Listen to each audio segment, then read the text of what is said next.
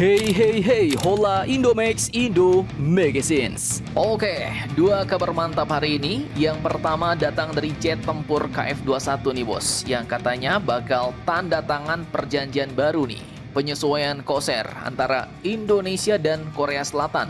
Hal ini pun disampaikan oleh seorang pakar pertahanan kita, bahkan beliau melemparkan pertanyaan yang cukup menggigit. Apakah Indonesia harus bangga atau malu? Nah loh, kok bertanya seperti itu? Bagaimanakah pernyataan lengkapnya? Setelah ini coba kita kupas tipis-tipis, bye bosku.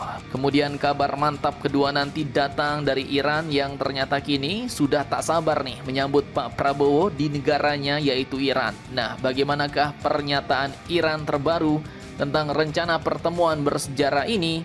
Penasaran beritanya? Cus, Markipas. Mari kita kupas berita lengkapnya satu per satu bosku. Oke, kabar pertama datang dari perkembangan jet tempur KF-21. Nah, kalian ya udah tahu lah ya kan jet tempur apa ini. Nah, jadi baru-baru ini seorang pakar dari Semar Sentinel, Bapak Alman Helfas Ali, telah buka suara di akun Twitternya soal perkembangan terbaru KF-21 bos. Di mana pada tanggal 27 November kemarin beliau mengatakan bahwa hari ini Kementerian Pertahanan Indonesia dan KAI alias Korean Aerospace Industries akan mengadakan upacara penandatanganan pengurangan penyesuaian biaya KOSER untuk Indonesia pada program KFX-IFX. Haruskah Indonesia bangga atau malu? Tanya beliau. Terlepas dari kontroversi yang ada, KF-21 adalah jet tempur generasi 4,5, bukan glider generasi kelima. Nah, yang pertama intinya jelas nih bos. Di sini jet tempur KF-21 Indonesia Korea bakal lanjut terus. Dan penyesuaian biaya yang kemarin diinginkan Indonesia agar sesuai dengan manfaat yang didapat telah disetujui oleh Korea Selatan dan bakal diteken bos, disegel. Dan lanjut, pertanyaan yang beliau sampaikan pun juga cukup nyelekit nih. Apakah Indonesia harus bangga atau malu? Nah, mengapa beliau bertanya begitu? Ya, kalau Mimin lihat sih sepertinya karena mungkin beliau melihat Indonesia telah meminta pengurangan biaya. Dan hal itu seolah menunjukkan Indonesia tidak konsisten bos. Namun lanjut, kalau Mimin lihat dari kondisi dan keinginan negara kita, maka yuk jelas di pihak kita sendiri ada dinamika anggaran, di mana anggaran untuk KF-21 ini dulu memang mungkin agak harus bersaing dengan anggaran lain yang prioritasnya juga tak kalah penting. Apalagi dulu kita sempat heboh-heboh corona ya kan, ekonomi lumayan nyungsep bos. Kemudian lanjut, pihak Indonesia juga dulu tidak sur nih dengan manfaat yang didapat, sehingga harus melakukan negosiasi ulang demi mendapatkan manfaat industri yang pas dan sesuai. Kemudian juga ada pembahasan jangka panjang tentang hak produksi serta alih teknologi yang mungkin dulu belum jelas bos. Jadi kalau pertanyaannya haruskah bangga atau malu ya, kalau menurut Mimin sih kita tidak perlu malu bos. Karena apa? Karena di sini kita tetap bisa bertahan dalam proyek besar. Kita mampu mendapatkan manfaat yang sesuai dan tetap dapat transfer teknologi. Dan sampai saat ini kita juga tetap jadi satu-satunya negara di Asia Tenggara yang ikut mengembangkan jet tempur modern ini dari nol bos. Namun di sini jelas tetap ada PR yang mungkin masih menjadi bayang-bayang bagi pihak kita Indonesia. Terkait proyek ini ke depannya, Indonesia pun masih perlu lebih tegas bos soal hak teknologi.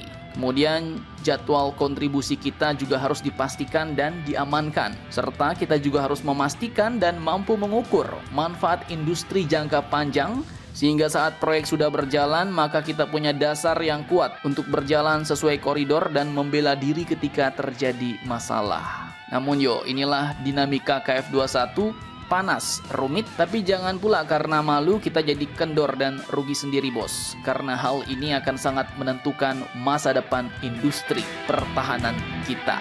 Mantap, mantap, jos.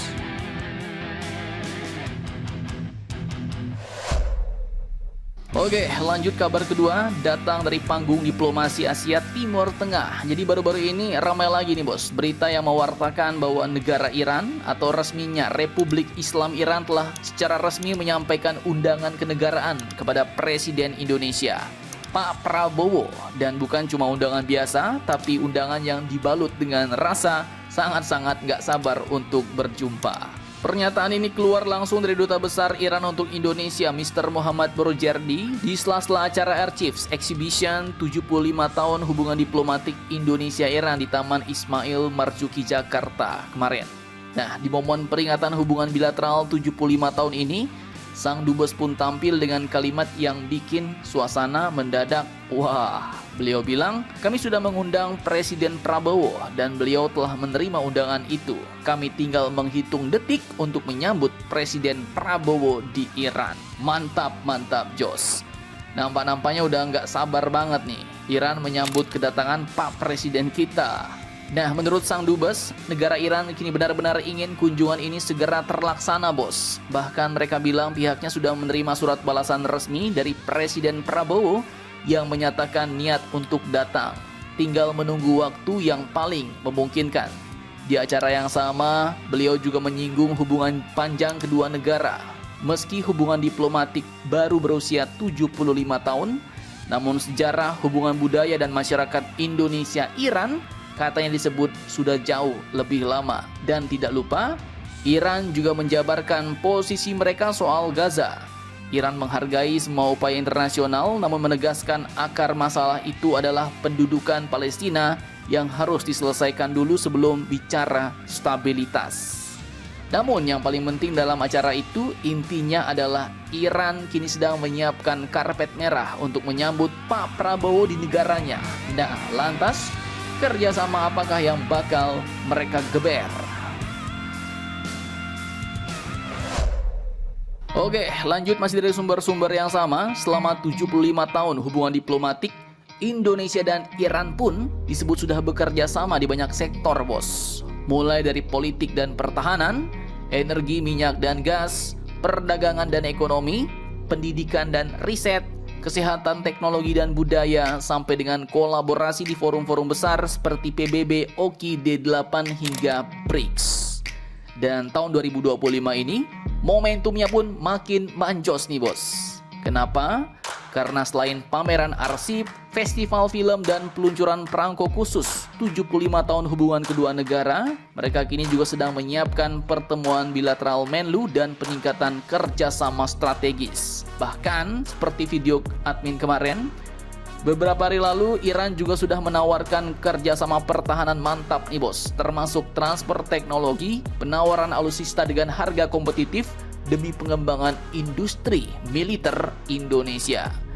Iran menyampaikan bahwa mereka siap membangun kolaborasi teknologi tinggi, berbagi riset, bahkan membuka peluang produksi bersama jika Indonesia mau mengembangkan industri militernya lebih dalam lagi. Nah, dengan gaya diplomasi yang tegas tapi bersahabat, Iran pun kini nampak kali ini, bos, mau membuat hubungan ini menjadi semakin mesra, naik kelas dari sekedar rekanan menjadi mitra strategis, sehingga kunjungan Pak Prabowo ke Teheran nanti bisa saja jadi pemicu utama lahirnya kerjasama baru yang lebih gacor. Nah, jadi bagaimana menurut kalian tentang hal ini? Jangan lupa komentar, tetaplah kalian barbar dan jangan santuy terus demi Indonesia tangguh. Salam Indomax, Indo Magazines.